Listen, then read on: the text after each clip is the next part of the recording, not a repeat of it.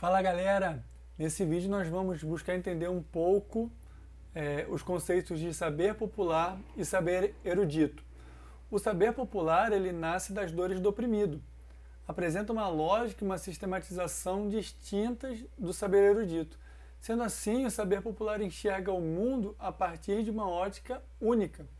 Esse saber popular é produzido pelas experiências sofridas pelas classes sociais e a busca por explicações dessas experiências vividas. O saber popular ele não é homogêneo, pois nasce a partir de diferentes contextos sociais, históricos e culturais. E por conta disso, também não é expresso sempre da mesma maneira, não necessariamente da mesma forma. Apesar das diferenças, o elemento comum das camadas populares é a situação de classe. É a dominação que sofrem que acaba se tornando o elo unificador. Nós temos que entender que o pobre ele é pobre no norte e pobre no sul. Pode-se mudar o método, mas o resultado é sempre a dominação e a exploração devido à divisão social do trabalho. Já o saber erudito é identificado como os conhecimentos científico e filosófico. O saber erudito busca explicar a realidade a partir da racionalização, do método, da coerência e do rigor das explicações. O saber filosófico, e principalmente a partir do século XVII, com a concepção do saber matemático, confere ao homem muito poder, pois possibilita não somente a precisão de resultados, mas a possibilidade de alteração da realidade.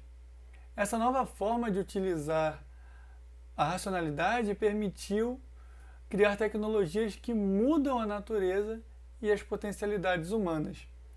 Por conta do poder gerado pelo saber erudito, esse acabou por se tornar o juiz perante os outros saberes. Então, na verdade, hoje, ou a partir da expansão ou da proeminência do saber erudito, os outros saberes eles ficaram em um saber de segunda classe.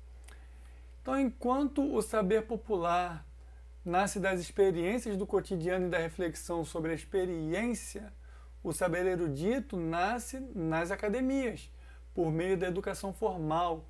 Sendo assim, a erudição é imprescindível na construção desse saber, exigindo, assim, métodos de investigação rigorosos e uma linguagem muitas vezes sofisticada. Porém, apesar das diferenças, tanto um quanto o outro buscam responder às questões que fazem parte da nossa realidade, porém com linguagem, métodos e lógicas diferentes. Sendo assim, tanto um quanto o outro são necessários à sociedade e devemos fazê-los dialogar, não rejeitando um em detrimento do outro. E aí agora algumas perguntas que estão nesta aula para a nossa reflexão.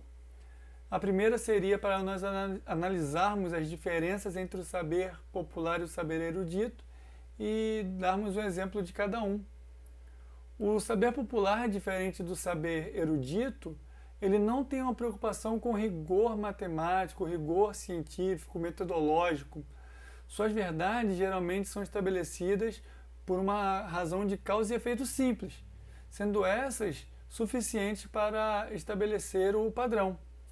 Já o saber erudito busca saber a fundo as causas de um evento, reproduzindo inclusive, se possível, em um ambiente controlado.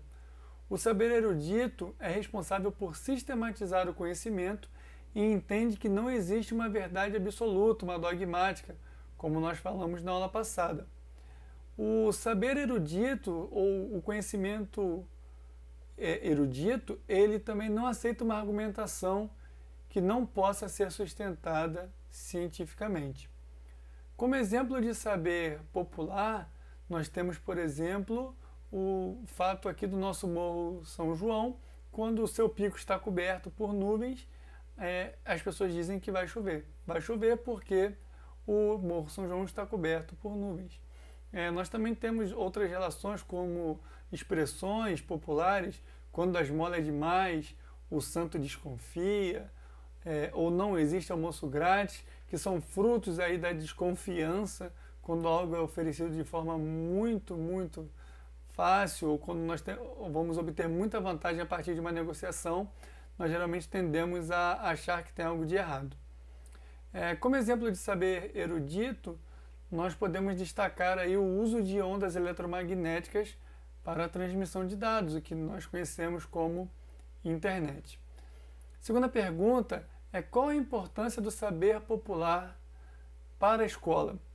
O saber popular ele é responsável em grande medida pela compreensão mais profunda e fidedigna da realidade social. O saber popular também ele é parte do ser social, ele é parte de quem nós somos. E a sua valorização é também a valorização do indivíduo como construtor do pensamento e protagonista da sua própria história. Valorizar todos os saberes é valorizar a especificidade de cada ser.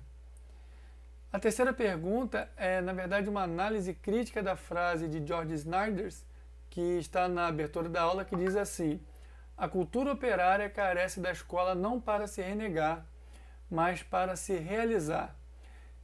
O operário ele não deve olhar para a escola como um meio de segregação, como um meio de separação, como que se a escola esfregasse na sua cara a sua incapacidade, a sua limitação. Antes, ele deve buscar na escola meios de realizar-se enquanto cidadão. É a partir da escola que a classe operária poderá se instrumentalizar a fim de buscar de maneira mais efetiva os seus direitos. E por último, a quarta pergunta: por que é importante o encontro entre o saber popular e o saber erudito? Bom, como somos seres integrais, constituídos tanto de saber popular como de saber erudito, e entender de fato os dois como saberes, tanto popular como erudito, faz com que possamos usar as potencialidades de cada um para a construção de uma sociedade mais equitativa, valorizando todos os homens como construtores do saber. Espero aí que eu tenha podido ajudar um pouco vocês aí nessa aula, tá bom? Até a próxima!